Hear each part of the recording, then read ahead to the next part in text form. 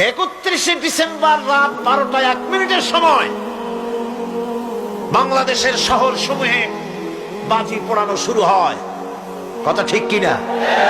আমি জিজ্ঞেস করতে চাই, এটা কি খ্রিস্টানের দেশ? জোরে বলেন, এটা কি খ্রিস্টানের দেশ?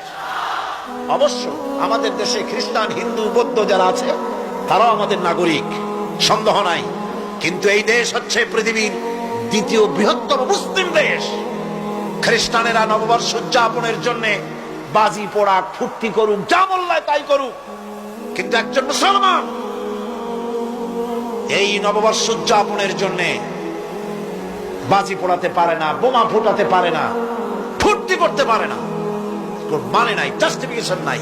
এটা যদি করা হয় আপনি খ্রিস্টানদের গোলামি করছেন, এটাই প্রমাণিত হবে।